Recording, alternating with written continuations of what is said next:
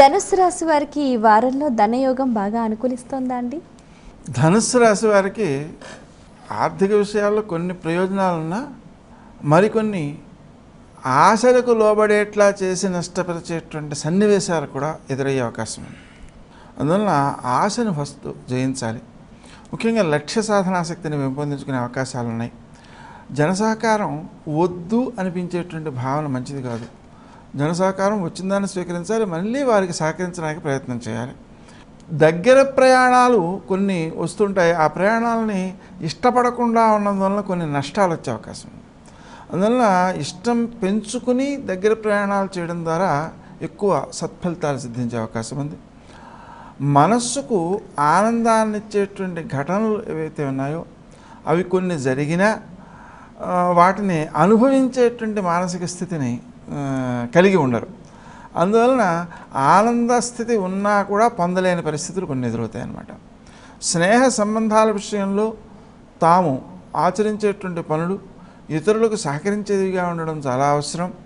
అలాంటి స్నేహితుల నుంచి జరిగేటువంటి ఉపకారాల్లో ప్రభుత్వాధికారుల నుంచి కొన్ని, అలాగే వ్యాపారస్తులైనటువంటి మిత్రుల నుంచి కొన్ని, తల్లివైపు బంధువుల నుంచి మరికొన్ని ఉపకారాలు జరిగేటువంటి అవకాశాలు కూడా ఉన్నాయి.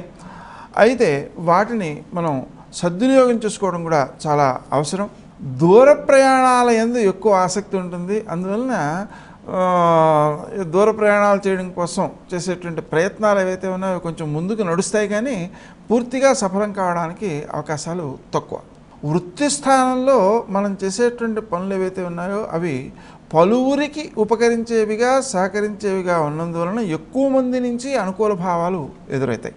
తద్వారా ప్రస్తుతము మనకు ఉపకారాలు ఏమీ లేకపోయినా భవిష్యత్తులో మన వలన ఇప్పుడు ఎవరైతే ఉపకారాలను పొందారో వారందరి యొక్క సానుకూల భావనల వలన, ఆశీస్సుల వలన ఎక్కువ సత్ఫలితాలను, ఎక్కువ ప్రయోజనాలను పొందే అవకాశం ఉంది. మొత్తం పైన ఆశకు లోబడి నష్టపోకుండా మనల్ని మనం కాపాడుకోవాలి. ఈ రాశి వారు పఠించవలసిన స్తోత్రాలు ఏమండి? ముఖ్యంగా ఆంజనేయ స్వామి వారిని ధ్యానం చేస్తే మనస్సుకి శక్తి చేకూరుతుంది.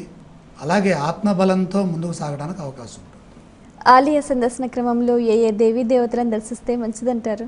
ముఖ్యంగా సుబ్రహ్మణ్య స్వామి, అలాగే అష్టలక్ష్మి ఆలయం, ఇటువంటి వాటిని దర్శించడం మేలు జరుగుతుంది. ఈ రాశి వారు చేయవలసిన దానాలు ఏమండి? దశమంలో గురు సంచారం ఉన్నది, శనగలు దానం చేయండి. ద్వాదశ రాశిలో శని సంచారం ఉన్నది, నువ్వులు దానం చేస్తే మంచిది.